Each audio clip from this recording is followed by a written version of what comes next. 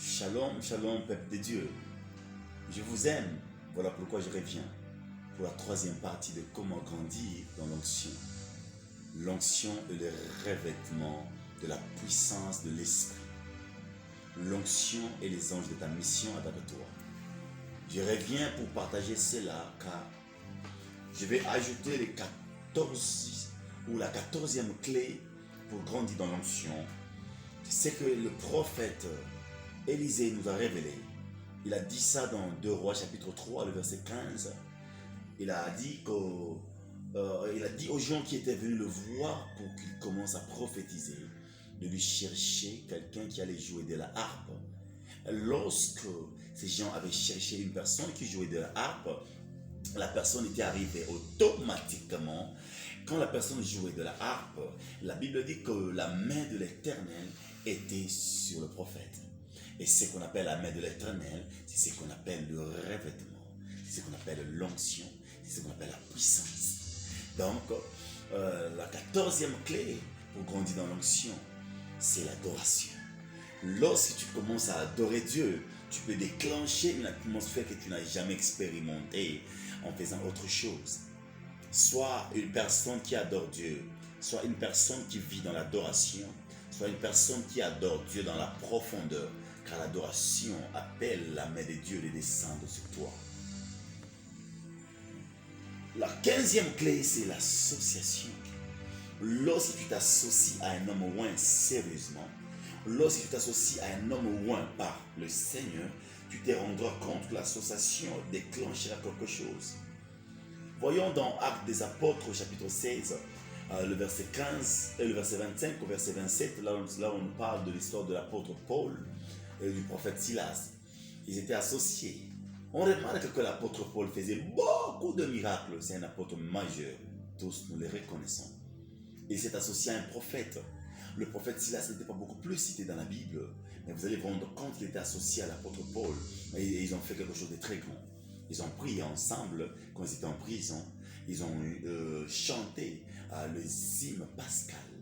Et le temps ils étaient en train de chanter, de prier, en donnant vraiment, en étant associés, leur prière avait déclenché une grande onction qui avait bougé le fondement de la prison jusqu'au point que les portes s'étaient ouvertes. Ma prière est que l'association avec la personne que Dieu t'enverra, qui a une grande onction, soit certainement une bonne association qui ne t'amènera pas dans des problèmes. Que l'association avec toi, l'association de l'homme de Dieu que Dieu t'enverra, puisse te pousser à grandir dans l'onction comme Silas a grandi dans l'onction. Comme l'apôtre Pierre a grandi dans l'onction, le fait qu'il marchait à côté de son Père Jésus-Christ, qui a fait que son ombre pouvait guérir le malade. La Bible dit que quand l'apôtre Paul était en train de marcher avec Barnabas, et il y a eu quelque chose, Barnabas, il y a quelque chose qui s'était manifesté sur lui. Donc il a commencé à sentir la présence étrange, jusqu'au point qu'ils étaient entrés à Éphèse, et on les avait confondus par des dieux. Et ils ont dit que voici des dieux en forme des hommes, en forme de personnes qui sont descendues. Pourquoi? Puisque l'onction qui était sur eux était une onction extraordinaire. Alléluia. Ce que j'aime avec Dieu, c'est que l'onction grandit aussi dans une clé que beaucoup ignorent. C'est la 16e clé. Et la 16e clé, c'est le discernement de la présence de Dieu. Lorsque tu es quelque part, tu discernes qu'à cet endroit, il y a une présence de Dieu. Reste là, continue à t'attacher à cet endroit et l'onction grandira. Lorsque tu es dans un endroit, dans une contrée où il y a beaucoup de démons, ton onction finira par baisser. Mais lorsque tu es dans une contrée où tu détectes la présence de Dieu, tu discernes qu'il y a la présence de Dieu et tu grandiras facilement dans l'onction. Et je peux sentir dans mon esprit que tu peux commencer à grandir dans l'onction avec les clés que je viens de te dire. 17e clé pour grandir dans l'onction, il faut reconnaître ses limites. Lorsque tu reconnais tes limites, lorsque tu sais que je ne peux pas faire ceci, je ne peux pas faire ceci, voilà pourquoi un homme de Dieu qui veut grandir dans l'onction doit avoir des interdits sur sa vie. Tu peux te dire que moi je ne touche pas aux femmes, je ne touche pas à l'alcool, je ne touche pas à ça. Connais tes interdits.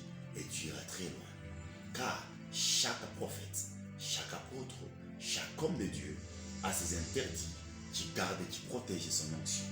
L'autre peut avoir une interdit qui n'est pas aussi ton interdit. Alors, connais des interdits et tu iras très loin. Tu grandiras dans l'onction. 18e clé pour conduire dans l'onction, il ne faut jamais mélanger l'onction avec autre chose. Lorsque tu veux mélanger l'onction de Dieu, l'onction qui vient du Saint-Esprit, tu veux mélanger cela avec le démon, tu finiras par avoir des sérieux problèmes. Évite de passer par des moments comme ça, quand quelqu'un vient pour te voir et dit mélange l'onction avec le fétiche. Ne mélange pas l'onction avec le fétiche et tu grandiras dans l'onction. Je ne sais pas si tu peux me dire avance apôtre. Avance apôtre. La 19e clé pour grandir dans l'onction, c'est que le roi David est en train de nous révéler. Il dit dans Psaume 22, le verset 4, il dit Dieu siège au milieu de louanges d'Israël. Il n'a pas dit au milieu de la louange, au milieu des louanges. Beaucoup de louanges créent une certaine atmosphère qui fera descendre Dieu. Et lorsque Dieu descend, sa puissance sera toujours là où il est présent. Lorsque Dieu est présent, son onction est présente. Lorsque Dieu est présent, ses anges sont présents.